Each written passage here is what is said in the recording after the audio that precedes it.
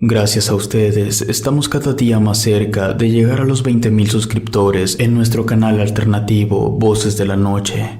Si aún no te has suscrito, te dejaré los enlaces en la descripción y comentarios para que lo hagas. Sin más, comenzamos. La carne del diablo. Hoy que decidí contar esta historia, han pasado ya muchos años de que sucedió. Ocurrió allá por el 2008. Yo apenas contaba con 18 años. Quiero omitir mi nombre por lo sucedido. En aquel entonces tenía 3 amigos. Éramos incorregibles. A Edson y a Horacio los había conocido hacía tiempo en el tutelar para menores, donde yo estaba recluido por haber maltratado a mi mamá, y ellos, los que después serían mis amigos, estaban por robo. Al cabo de unos meses y tras cumplir la mayoría de edad, salimos libres y nos hicimos inseparables.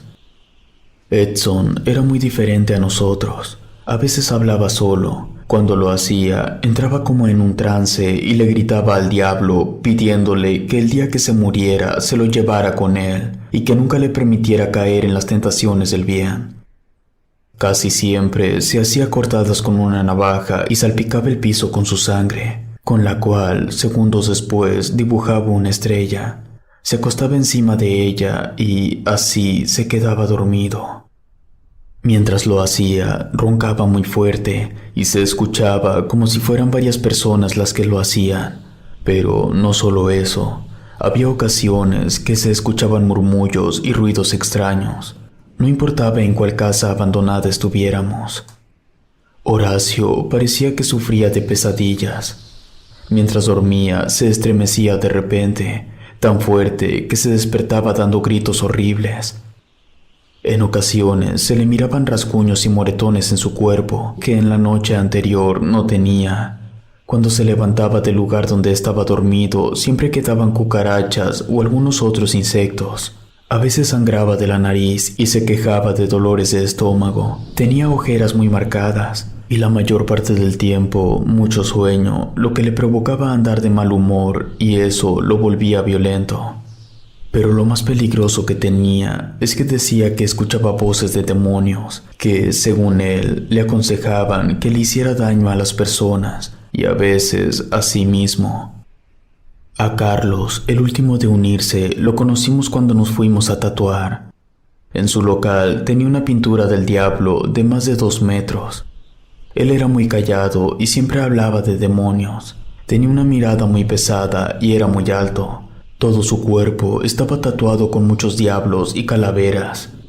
Pero a mí me llamó la atención una palabra que tenía en su brazo con letras negras.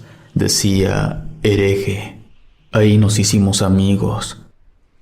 Unos días después le pregunté qué significaba esa palabra. Se me quedó mirando por unos segundos a los ojos sin parpadear. Me dijo que significaba que niega a Dios, que ese era su nombre dentro de una secta. Me sorprendí un poco y ya no le pregunté más.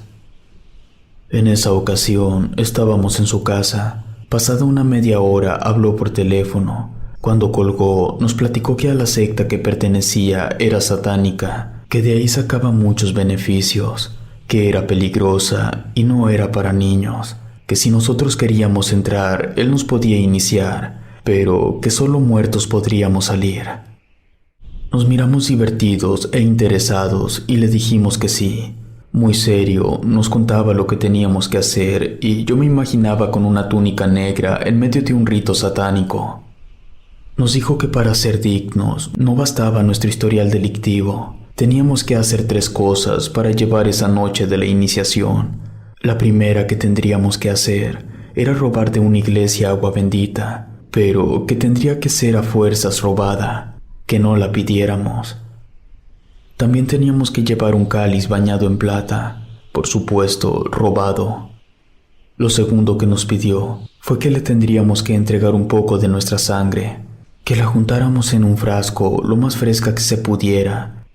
Y por último, conseguir una paloma blanca para sacrificio, pero sobre todo, estar bien decididos a renunciar a Dios. Estuvimos de acuerdo y un día antes de realizarse la iniciación, nos metimos en la noche a robar en una iglesia donde yo asistía cuando era niño. Solo brincamos la cerca, que no era muy alta. El padre de esa parroquia ya era un hombre grande de edad, así que todo sería más fácil. Cuando estábamos dentro de la iglesia nos pasó algo extraño. En la sacristía, ya robado el cáliz y el agua, claramente miré pasar un fraile rumbo al altar de la iglesia. Me sorprendió que ni siquiera volteara a vernos. Por curiosidad, me asomé para seguirlo con la mirada y vi que caminó hasta las últimas bancas. Ahí se sentó.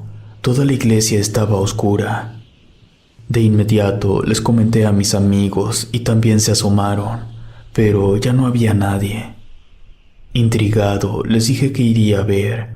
Caminé por el pasillo hasta las últimas bancas. Cuando llegué, no había nadie, pero yo sentía una presencia. Empecé a escuchar como si alguien rezara. Se oía claramente, pero por más que buscaba, no miraba a ese fraile ni a nadie.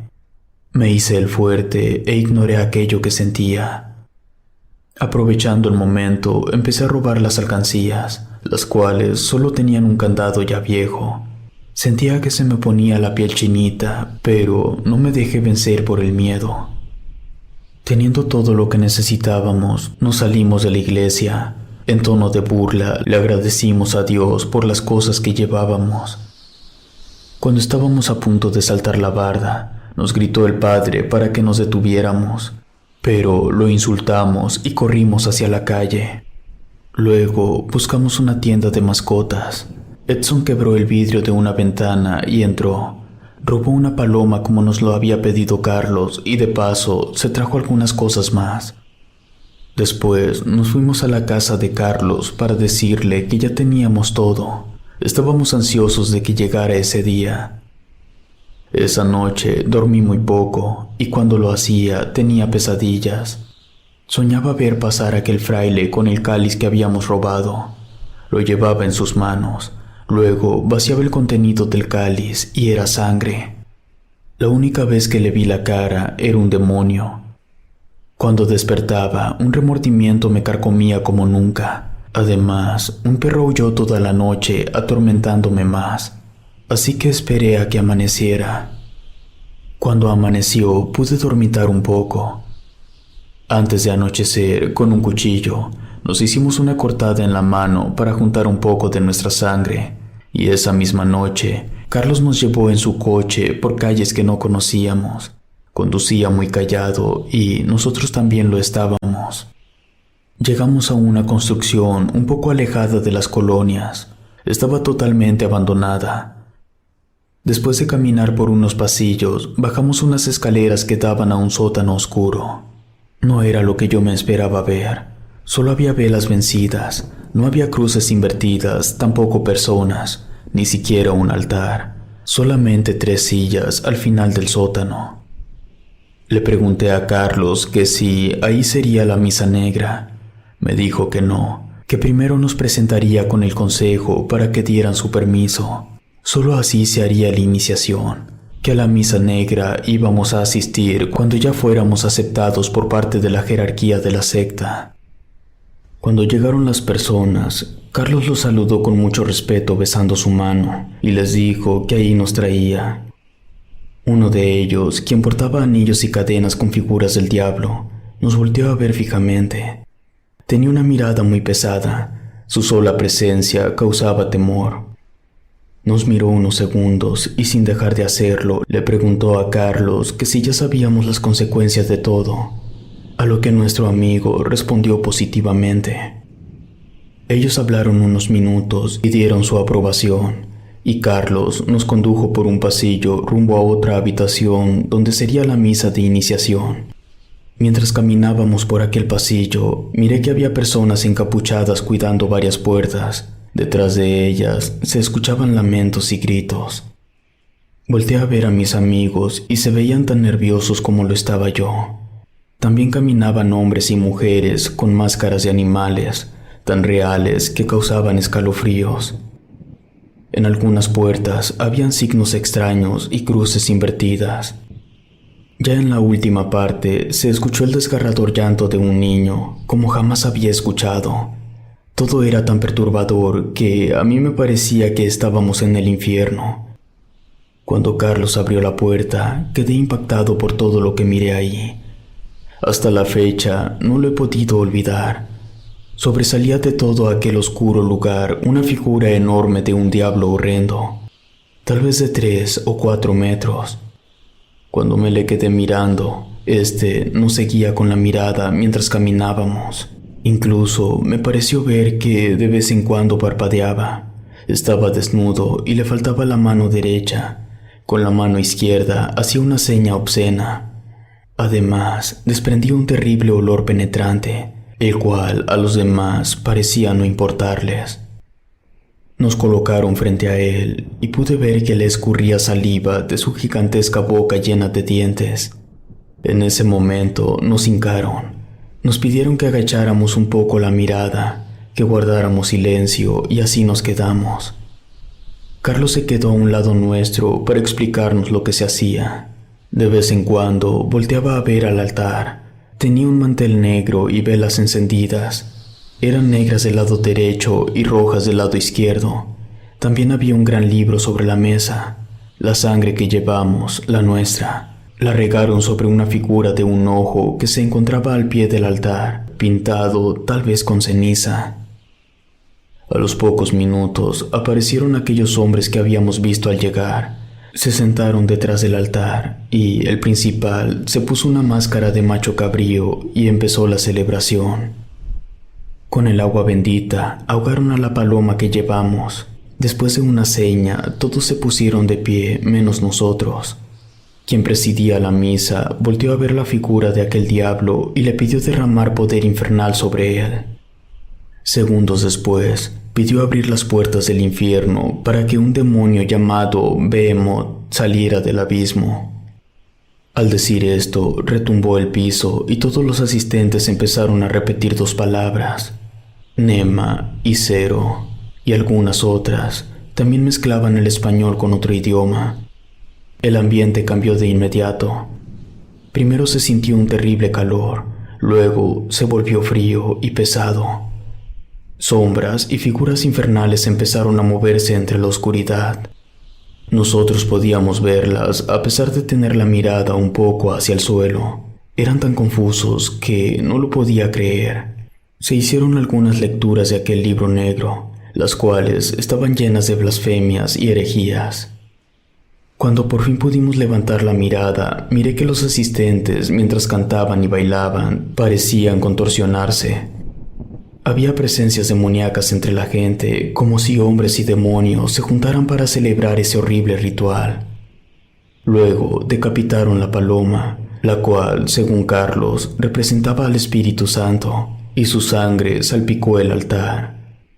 Quien presidía la misa tomó un copón y le empezó a vaciar la sangre, que pareciera que se multiplicaba porque claramente era mucha más de lo que en realidad tiene una paloma. Luego, los 3 hombres que estaban en el altar escupieron dentro del copón y lo pasaron para que todos bebiéramos un sorbo mientras rezaban el credo satánico. El agua bendita donde habían ahogado a la paloma la revolvieron con orines dentro de un acetre y con el hisopo la aventaban a todos los presentes. Cuando nos dieron las hostias, estas eran negras, parecían pedazos de carne en mal estado, pero no olían mal y les escurrían sangre. Carlos nos dijo que las comiéramos y por ningún motivo las fuéramos a vomitar. Aguantándonos el asco, comimos y bebimos lo que nos dieron. Después de eso, quemaron en las velas algunos papeles donde habían escrito maldiciones y peticiones malignas, y los que estaban en el altar bebieron algún líquido en el cáliz. Parecía que todo había terminado, y de repente unos encapuchados nos sujetaron, nos pusieron los nombres que tendríamos dentro de la secta. El mío fue Sádico. El principal dijo, hecho está, salve sea el ángel negro, y dio por terminada la ceremonia. Con el estómago revuelto empezamos a salir de ese oscuro lugar, y cuando miré a mi amigo Carlos, Me dijo que lo que habíamos comido era carne de diablo, que recordara que no la fuéramos a vomitar.